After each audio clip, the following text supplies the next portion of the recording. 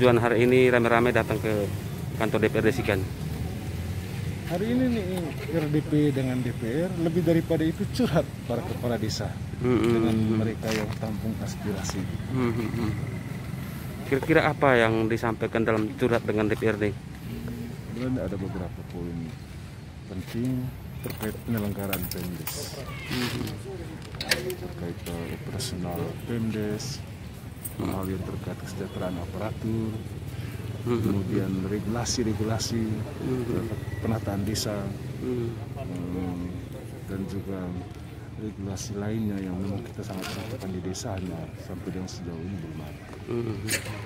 Kita DPR supaya bisa membantu memfasilitasi pelaksanaan regulasi.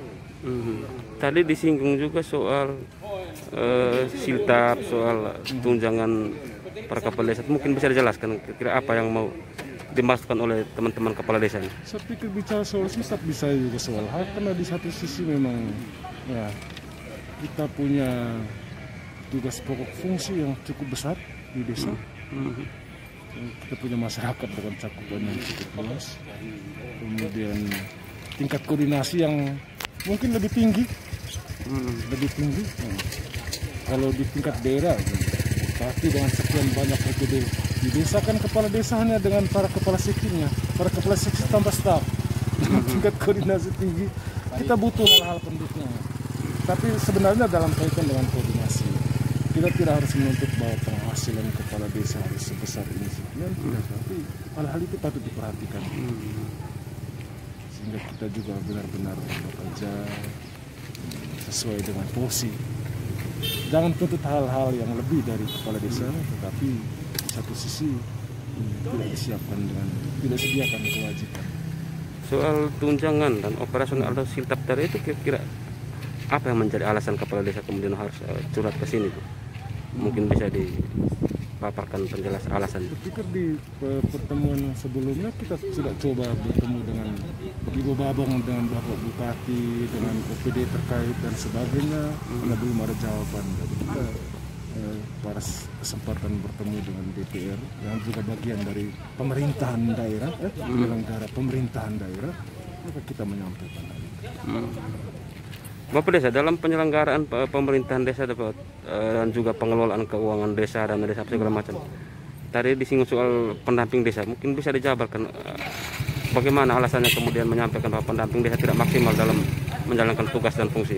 Ya, tupoksi mereka yang sesungguhnya itu yang selama ini belum kelihatan, belum maksimal. Belum maksimal kita rasakan di desa. Justru yang kita lihat, yang kita rasakan, mereka justru lebih berperan ke monitoring, evaluasi, dan fungsi pendampingan, atau dalam hal ini membantu kepala desa dalam kaitan dengan koordinasi kegiatan, atau konsultasi terkait regulasi-regulasi, atau kemitraan dalam arti lain. Tapi yang kelihatan seperti itu, hanya ketika membutuhkan data dan sebagainya, kemudian turun ke desa. Bahkan yang terakhir ada kecenderungan tidak lagi koordinasi langsung, tetapi lebih banyak menggunakan WA dan sebagainya. Kira-kira bisa disebutkan salah satu tugas dan fungsi mereka seperti apa? Salah satu tugas fungsi pendamping desa itu sebenarnya mereka hampir mirip dengan tugas fungsi BPD juga sebenarnya, OPD juga di satu sisi. Itu koordinasi, kemitraan, konsultatif.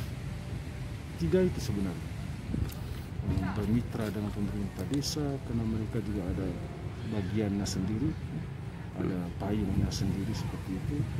Kemudian menjadi tempat untuk kita melakukan koordinasi bersama terkait semua hal-hal yang di desa, penyelenggaraan Pemdes, pembangunan, pembinaan dan sebagainya.